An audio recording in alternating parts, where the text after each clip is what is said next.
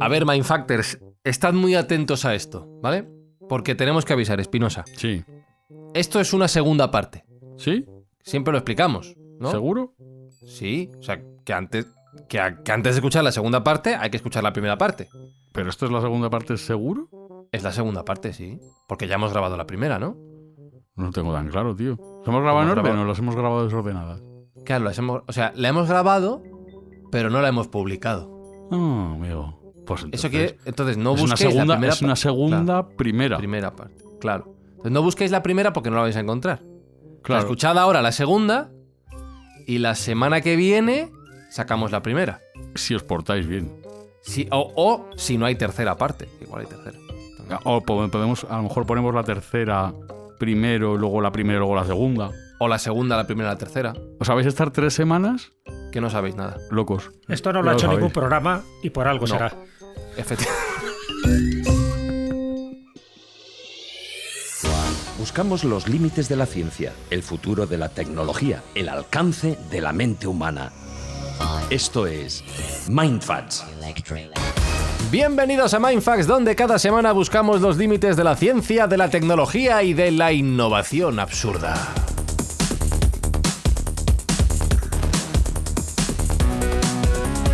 Dices que por algo será, Jesús Callejo. Yo creo que simplemente no se atreven, no se han atrevido a hacerlo, ¿no? Bueno, les falta valor o les falta en plan castizo un par de algo. Eso es. Que los otros podcasts no tienen lo que hay que tener, Alberto Espinosa. Claro que no. Gente, pues eso, tibia, que no se la juega, no tira de la ruleta, no hace locuras, no juega a la ciencia como nosotros, a la ciencia. A la ciencia de fastidiar a los oyentes, Sergio Cordero, eso es lo que nos distingue. En efecto, la ignorancia es muy atrevida y de ignorancia vamos sobrados, con lo cual nosotros vamos para adelante con todo. No nos importa putear a nuestro propio oyente o lo que sea necesario.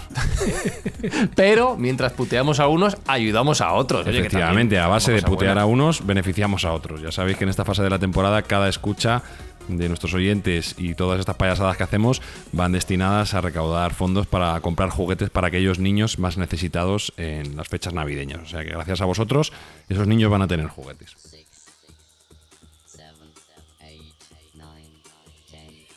Y hoy en Mindfacts seguimos hablando, pero no para vosotros. O sea, nosotros seguimos porque ya hemos grabado antes una charla, pero vosotros no la vais a escuchar ahora. Por lo tanto, para vosotros empezamos a hablar, pero nosotros seguimos hablando de robos tecnológicos. Si no os habéis enterado, no os preocupéis, yo tampoco. Hablamos de esto. Seguimos.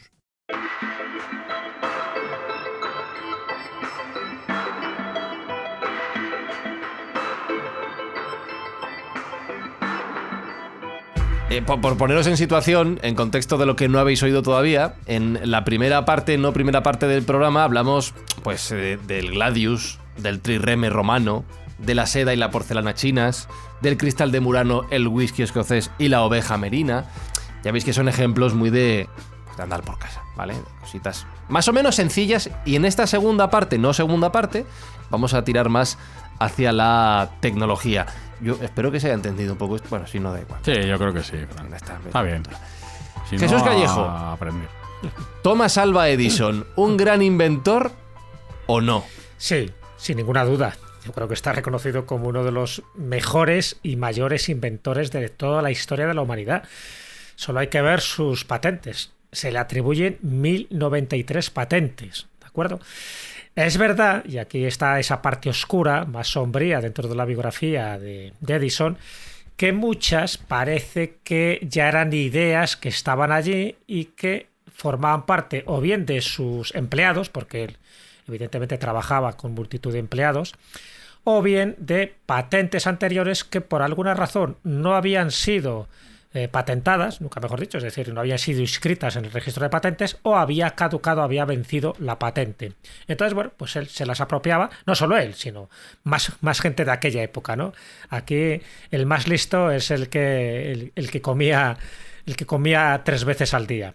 Y en el caso de Edison, aparte que tuvo muchísima resonancia pública, era un tío muy mediático, es verdad que dio muchísimo dinero a Estados Unidos, en su empresa, la que tenía situada en Menlo Park, en Nueva Jersey, trabajaba muchísima gente, pero él se empeñó en varias cosas, ¿no? Una de las cosas que se empeñó es que la corriente continua fuera la que se tenía que implantar, no solo en Estados Unidos, sino en el resto del mundo, a diferencia de la corriente alterna, que era la que defendía Tesla.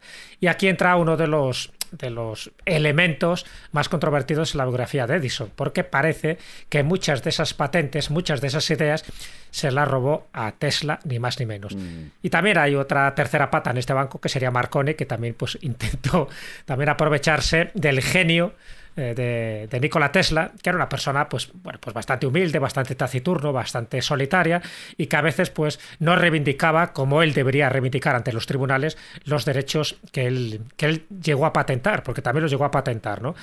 Y hay varias cosas. Entonces, hay varios inventos que están atribuidos a Edison, y uno de ellos, yo creo, si empezamos por ahí, sería la bombilla, ¿no? La bombilla eléctrica, la bombilla incandescente, esa bombilla que él crea con un filamento de carbono en su interior, que duraba unas 40 horas, que no estaba nada mal para aquella época, y que se inventa o se patenta oficialmente en 1880.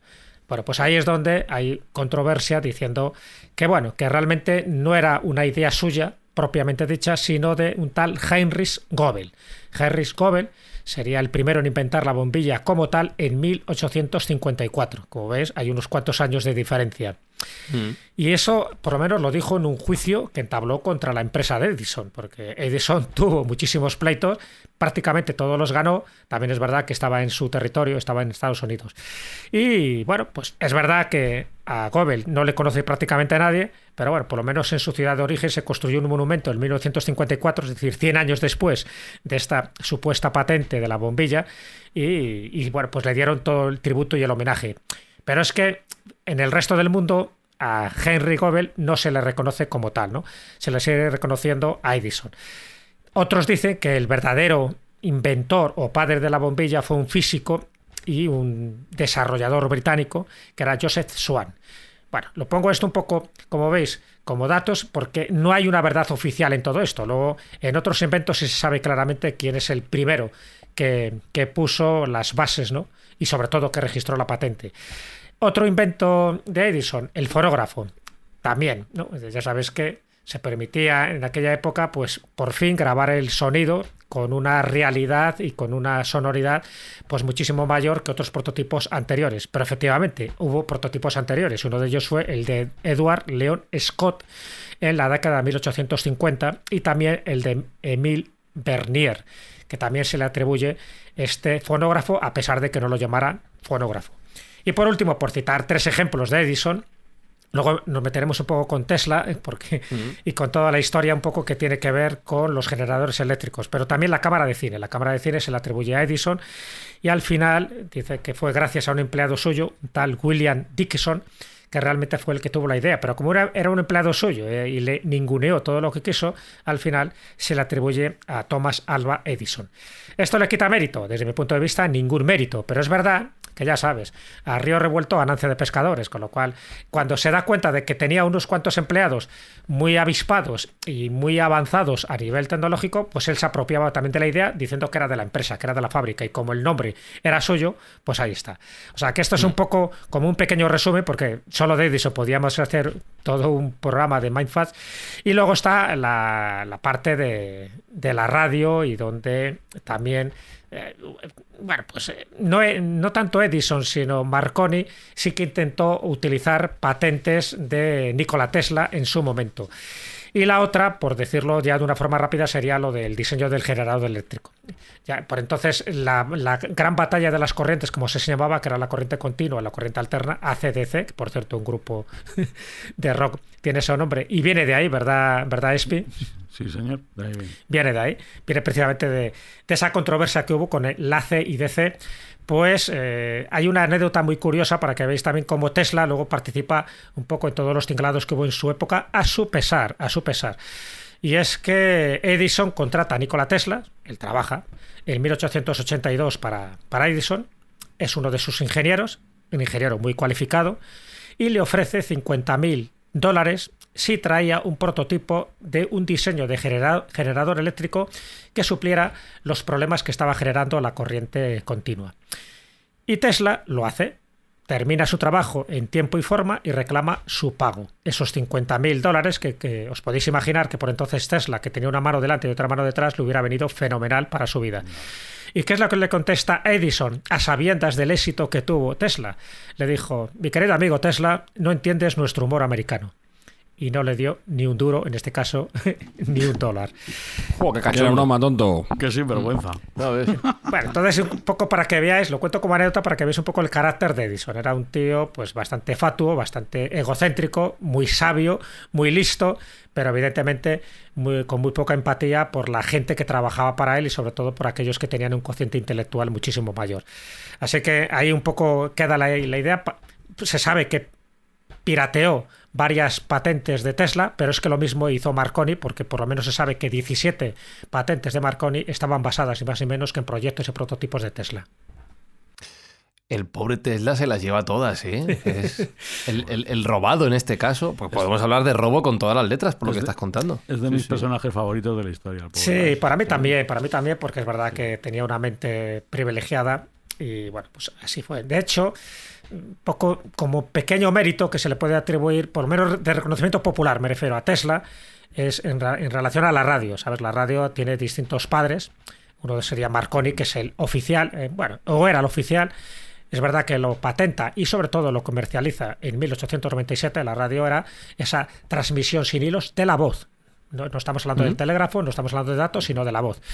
Entonces se le atribuye a Marconi, pero es que los rusos dicen que fue Alexander Popov. Y los españoles decimos que fue Julio Cervera, porque se le atribuyó una patente por lo menos 11 años antes que Marconi. Es la tesis de Ángel Faust, un profesor de la Universidad de Navarra. Pero Tesla, y aquí es lo importante, sí que tenía ya esas patentes anteriormente a Cervera, a Marconi y a Alexander Popov. Y el reconocimiento oficial que os estaba haciendo mención es el de la Corte Suprema de Estados Unidos, que reconoció su patente por fin en 1943. Y cuando digo lo reconoció es porque Edison, pues lógicamente, siguiendo su esquema mental y su esquema jurídico, pues le demandó a Tesla. Entonces, por entonces, a Tesla no le dieron la razón, pero en 1943 el gran Alto Tribunal Supremo de Estados Unidos tuvo que reconocer que la patente de Tesla fue anterior. No sirvió de mucho porque Tesla moría en ese año, o sea, con lo cual tampoco tuvo ningún reconocimiento económico ni social, pero por lo menos a nivel jurídico sí que se demostró que claramente la patente de la radio fue anterior. Otra cosa es que luego se hicieran pruebas, ¿no?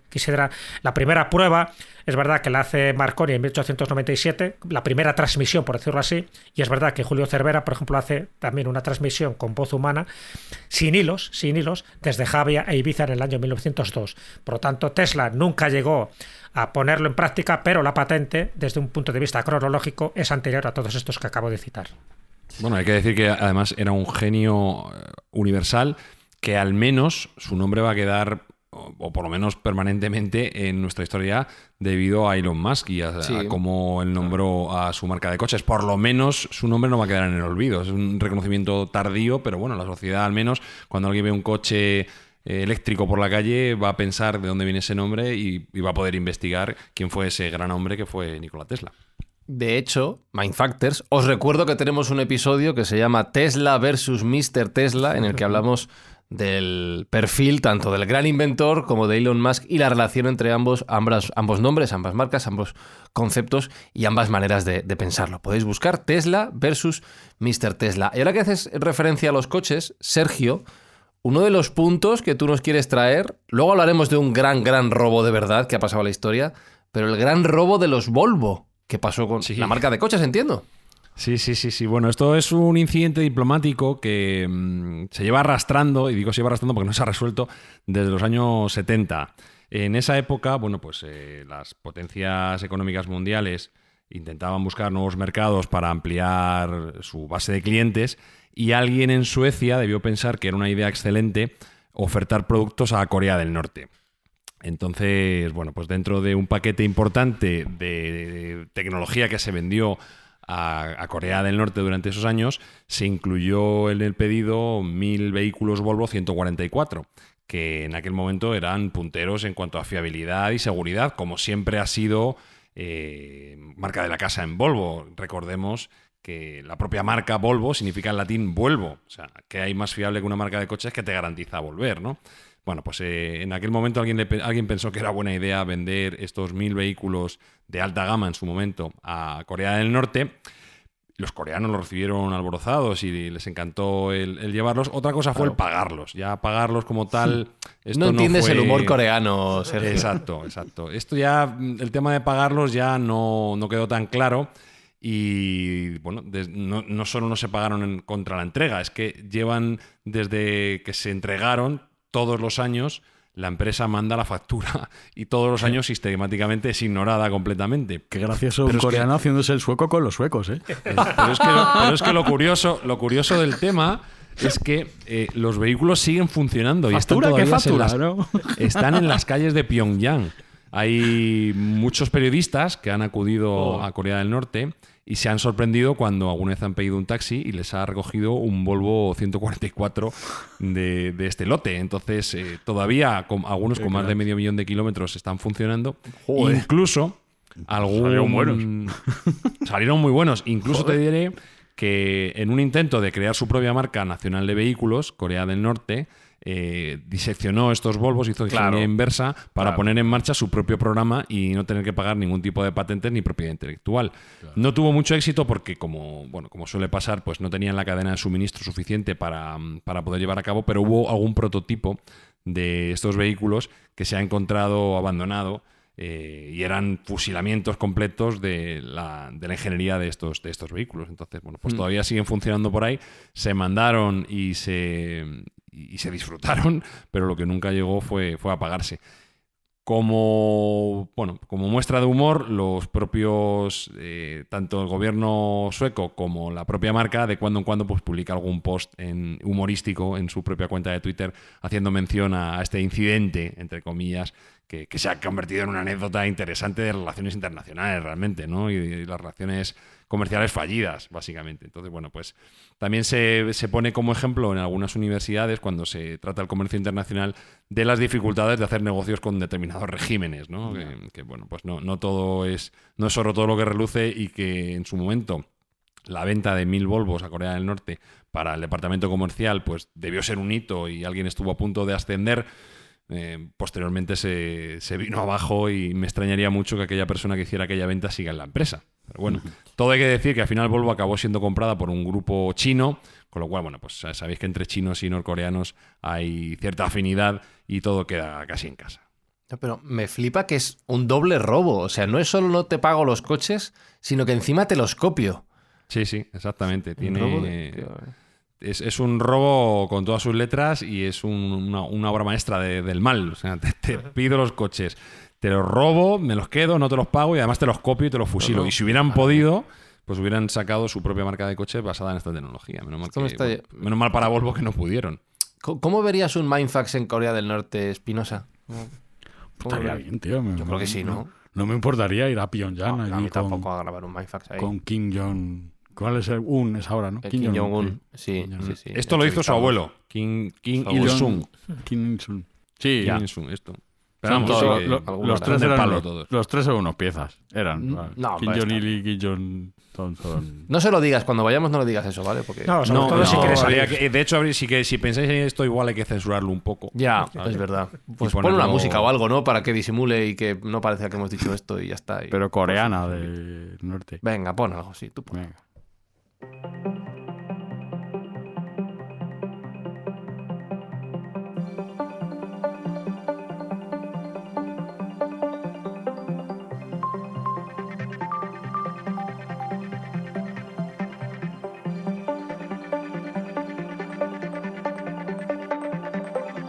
Pues hablando de robos tecnológicos, de robos de conocimiento, creo que este va a ser el gran caso de esta serie de episodios dedicada al tema en Mindfax.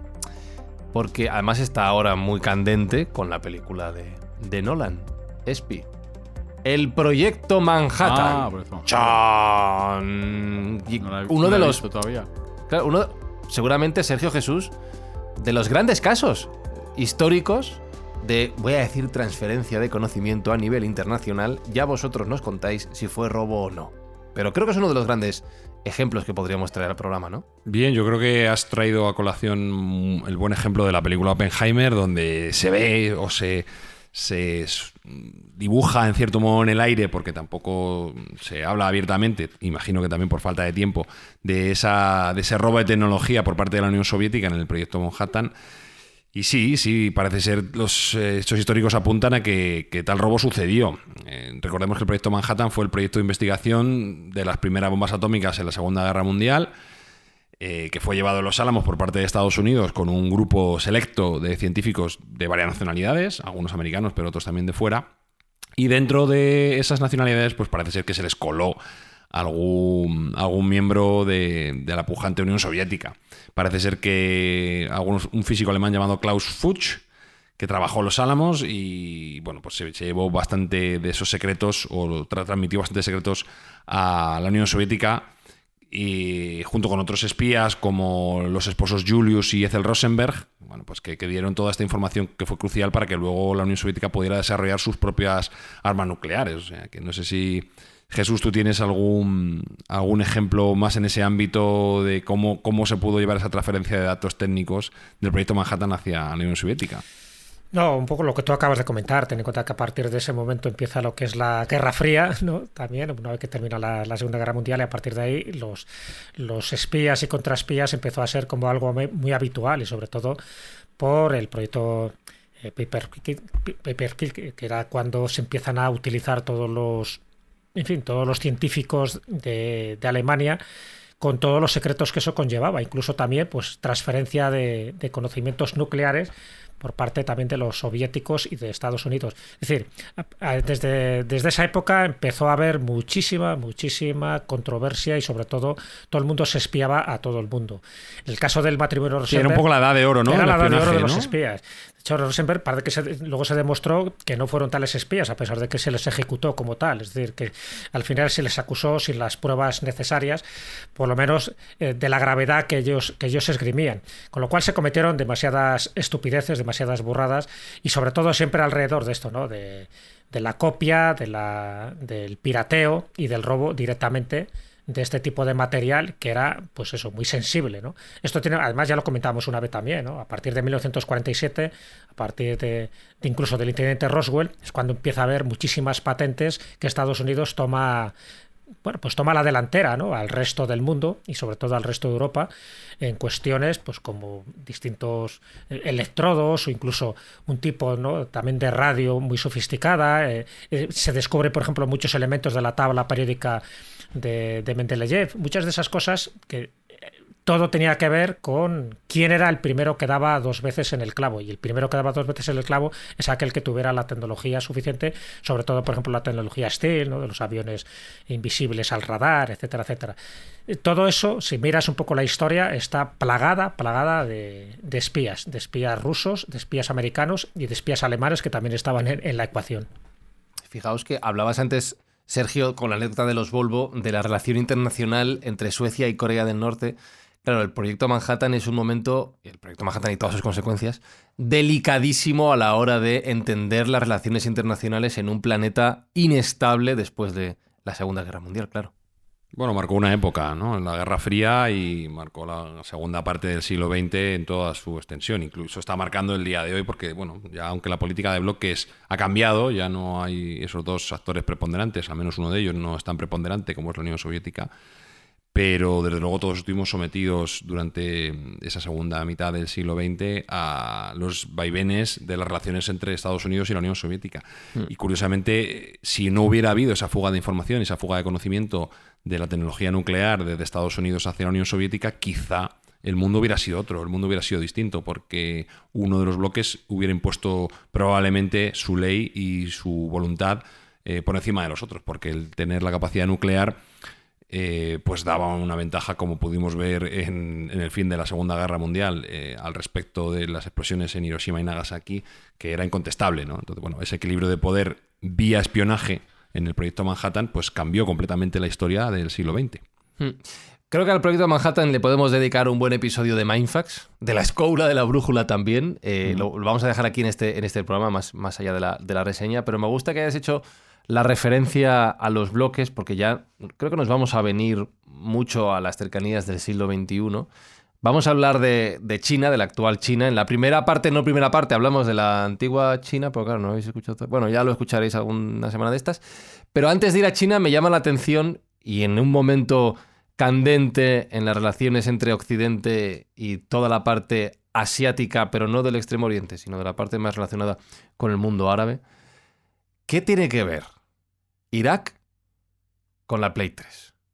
Toma. Es el titular que nos ha dejado Sergio. Esta es una historia bastante curiosa, Parece ser que tiene algún trasfondo de verosimilitud. Es cierto que no está probado del todo, no hay una evidencia clara al respecto, pero sí que hay algunos indicios de que esta historia pudo ser cierta. Vamos a ver, esto se impone en el trasfondo de las sanciones que Estados Unidos acometió contra Irak, contra el régimen de Saddam Hussein, en el momento post-invasión de Kuwait. Estamos hablando de los años 90 en adelante. Si bien es cierto que la Play es de la década de los 2000, la Play 3, la PlayStation 3, que no olvidemos que es una máquina de videojuegos creada por Sony, de la cual ya hemos hablado también en algún Mindfax. Pero bueno, por recordar, pues era una máquina muy potente en su momento, que se hace con un procesador rupturista, distinto a lo que se estaba haciendo, porque el procesador podía valer como consola de videojuegos, pero podía valer también como ordenador, digamos, más convencional, como un PC. Era muy potente, claro. Sí, era una CPU que podía interpretar el lenguaje Unix y el Linux. Es un procesador que se creó entre Sony, IBM y Motorola. El procesador se llamaba Cell y tenía la peculiaridad de que no solo valía para ejecutar videojuegos, sino que podría correr sistemas operativos completos. Entonces, como digo, una de las tendencias americanas para con sus enemigos, por así decirlo, es a realizarles bloqueos tecnológicos, y luego hablaremos más en profundidad de ello y cómo está afectando eso a la economía global hoy en día. Pero en aquel momento, pues embargó a Irak la capacidad de importar tecnología, y mucho más de importar cualquier tecnología que fuera susceptible de desarrollar un programa armamentístico, y mucho más si fuera nuclear. Entonces, las cabezas pensantes del régimen de Irak en aquel momento pensaron que una buena forma de evadir ese embargo tecnológico era comprando cientos de consolas PlayStation 3, haciendo lo que llaman los técnicos un clúster, es decir, ponerlas en paralelo, corriendo en paralelo, de tal modo que creaban un superordenador a través de estas consolas.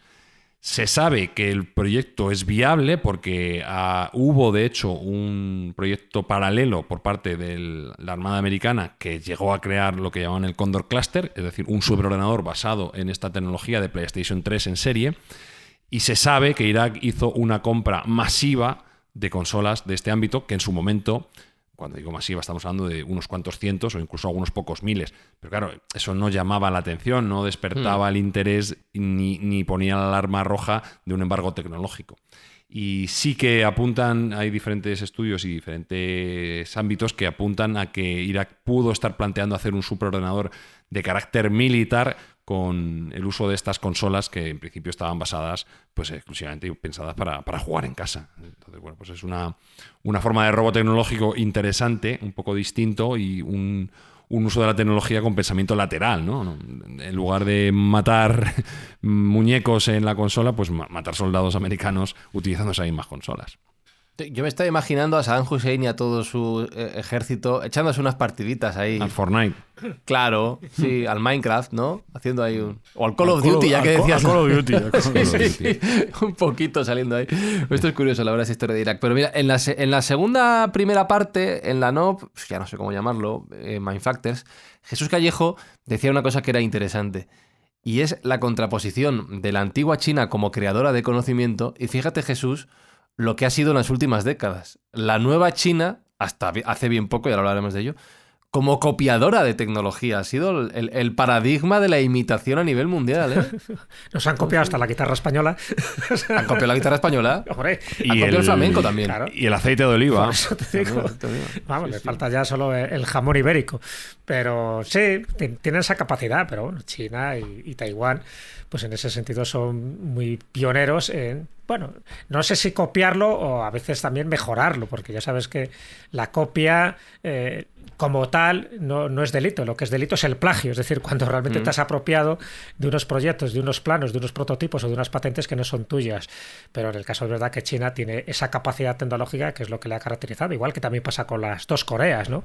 Que no sé, ¿no? Para que el mundo asiático, pues por sus capacidades intelectuales están como mucho más duchos en este tipo de tecnologías que, por ejemplo, pues que ocurre en otros lugares de Europa, ya no te digo de África, que los pobrecillos pues sí que les falta también todo ese desarrollo tecnológico, a veces también deliberadamente dejado de lado para que África no prospere, que eso es otra de las historias dentro del mundo de la conspiración, como África siempre se la ha dejado ahí un poco marginado a estos niveles, ¿no?, de tecnología, para que sean ellos siempre deficitarios de la tecnología. Solo sí que se utiliza para materias primas, por ejemplo, ¿no?, para recoger el colta, para recoger otro tipo de materiales y tal, pero no para que se desarrolle ahí.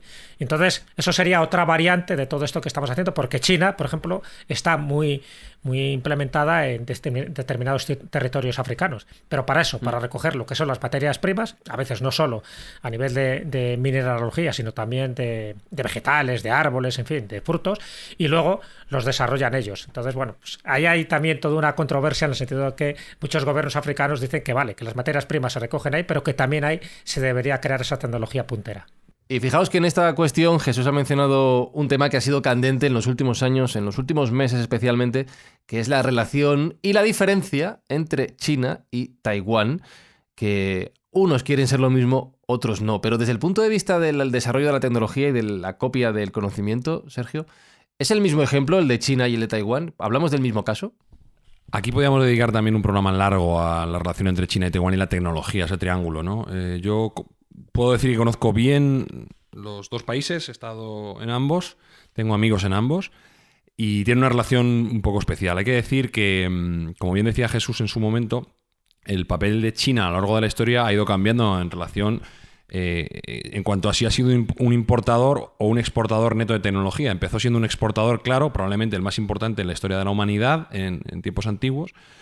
Luego, en el siglo XX ha sido un copiador / ladrón de tecnología de otros, clarísimamente, y ahora en el siglo XXI está volviendo a ser un exportador neto, ¿no? Está creando más conocimiento y más valor en la tecnología que muchos otros países, aunque a nosotros en la sociedad occidental quizá no nos llegue.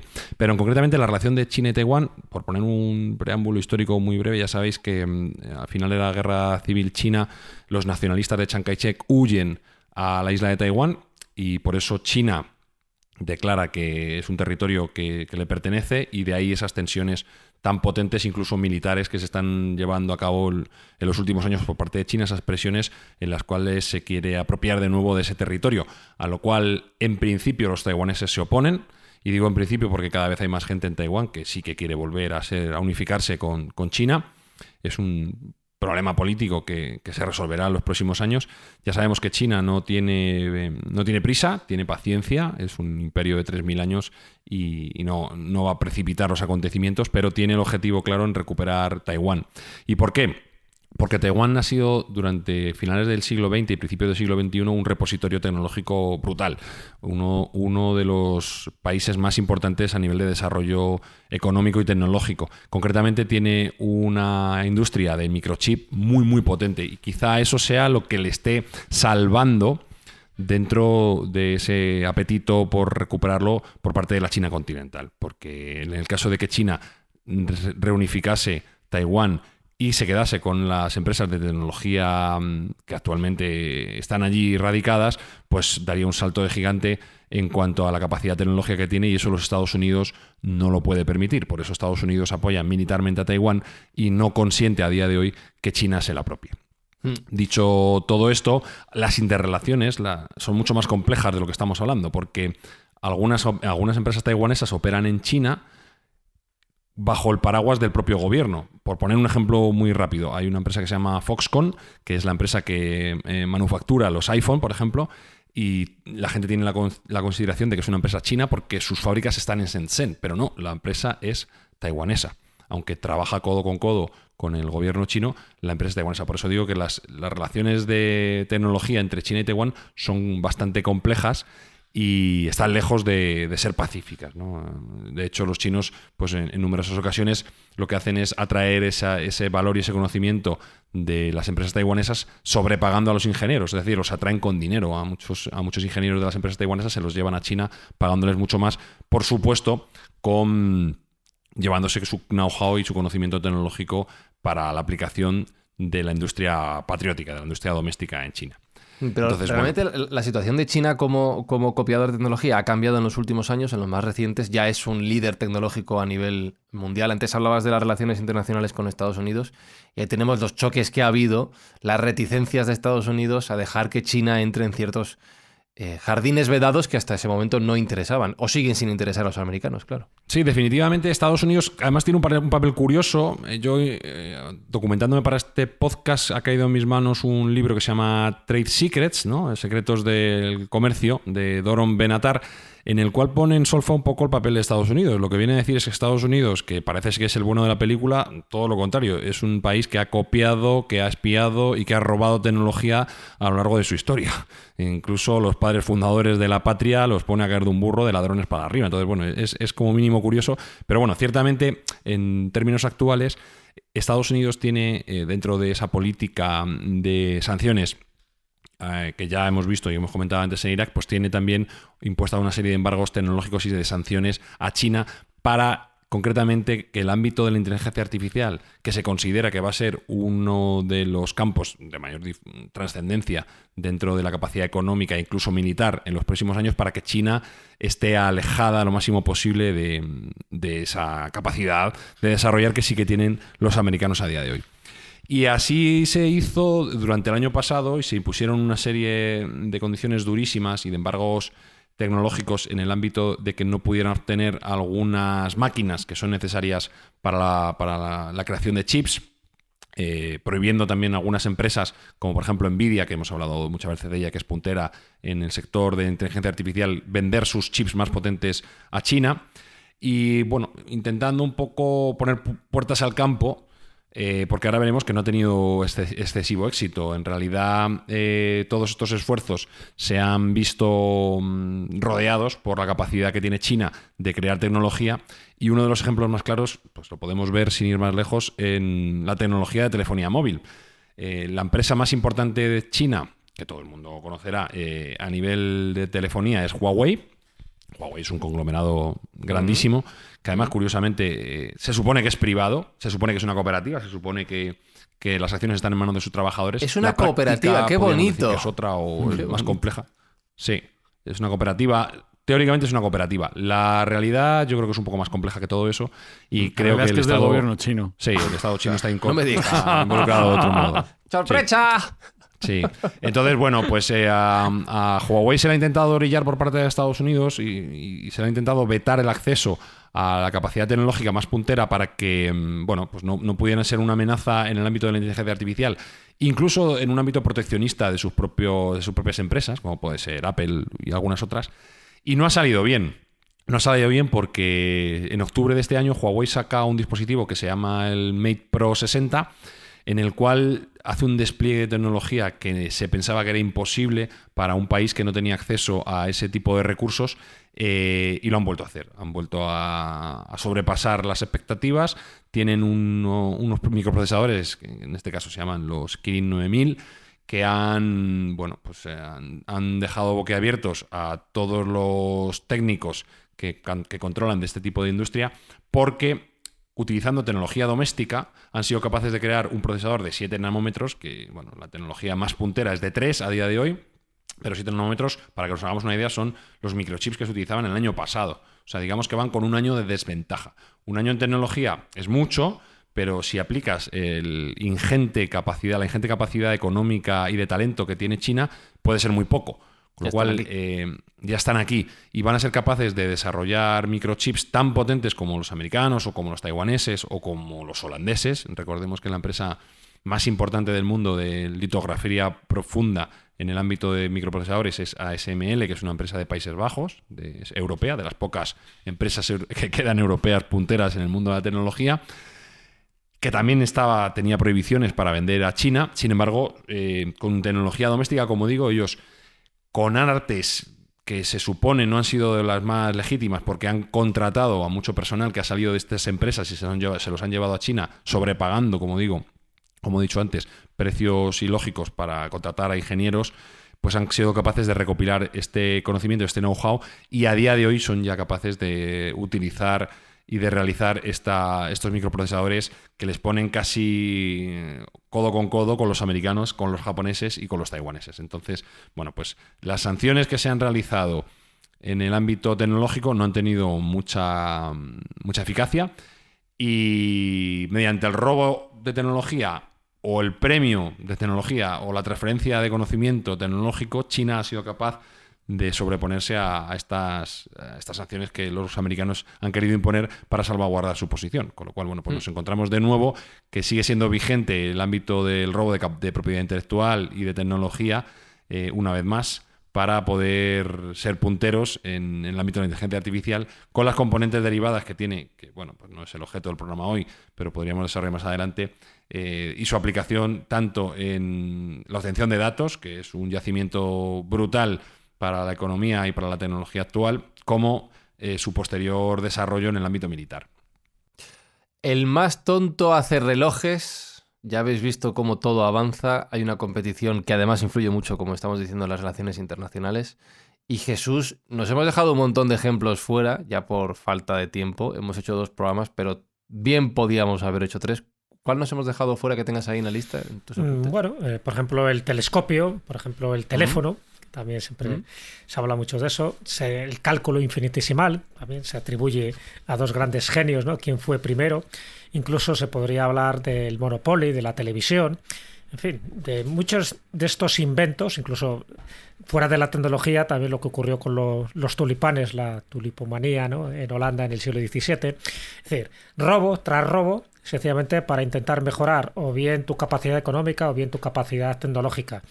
Y este tipo de inventos, sobre todo pues lo que es el telescopio, lo que es el televisor o lo que puede ser el teléfono, pues aquel que se lo atribuía, pues te puedes imaginar que ganaba créditos y réditos a nivel popular y también a nivel económico. Bueno, pues ha habido siempre mucha controversia, así que algún día lo comentaremos, lo dejaremos ahí en el baúl de los recuerdos. Y por cierto, en algunos de estos que acabo de citar, España también siempre como uno de los impulsores, protagonistas, y a veces también en la guerra, ¿no?, sucia de las patentes y de la propiedad intelectual. O sea que todos los países han estado involucrados, casi siempre se habla de Estados Unidos, de China o de Rusia, pero España también tiene mucho que decir en este tipo de cosas. Y solo por poner un ejemplo muy rápido, en la máquina de vapor. La máquina de vapor se atribuye a Gilles Watt y sin embargo tuvimos un genio como era Jerónimo Diagant, un genio navarro, que se le atribuye la primera máquina de vapor. ¿Para qué? Pues para una de las cosas que se hacían y que eran muy importantes en aquella época, que era eliminar el agua que había en las minas. Entonces, para extraerlas hacía falta una máquina de vapor, y esto estamos hablando del año 1609, es decir, más de un siglo antes de que otros se atribuyeran el privilegio de haber creado la máquina de vapor. Así que, como este ejemplo, tantos y tantos otros. ¿Tú crees, Espi, que la gente nos va a odiar mucho por esto de haber sacado el programa al revés? ¿Crees que...? No creo. Ya están acostumbrados. Más es difícil. O sea, Bueno, si no, pues dejáis vuestros comentarios en Spotify, en Apple, en iVoox, acompañado de 5 estrellas, ¿vale? Que eso siempre nos ayuda, aunque nos estéis odiando, pero somos... Hacerlo con cariño. Pero odiadnos con cariño, claro, por favor. Cariño, hombre, por favor, sí.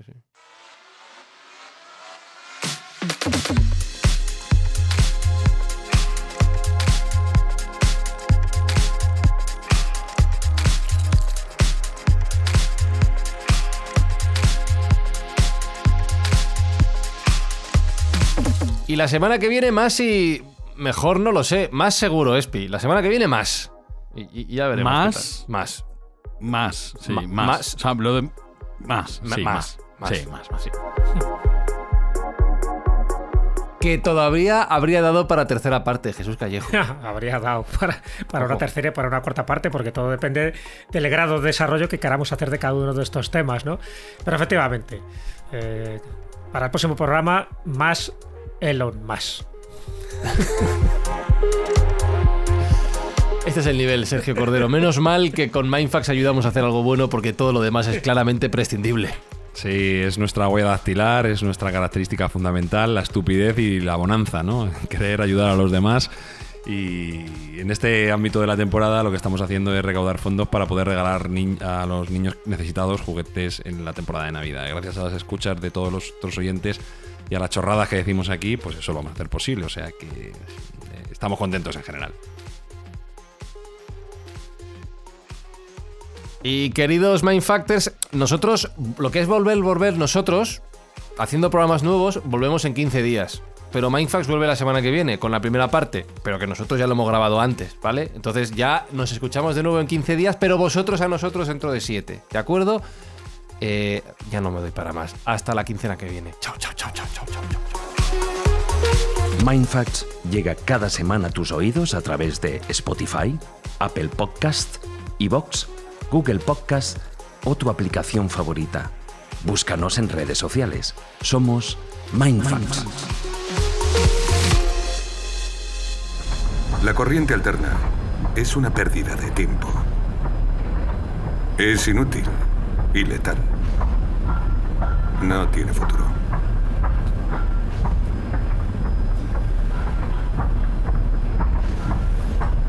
$50.000. ¿En serio cree que le debo $50.000 de verdad, Tesla? No entiende el sentido del humor estadounidense.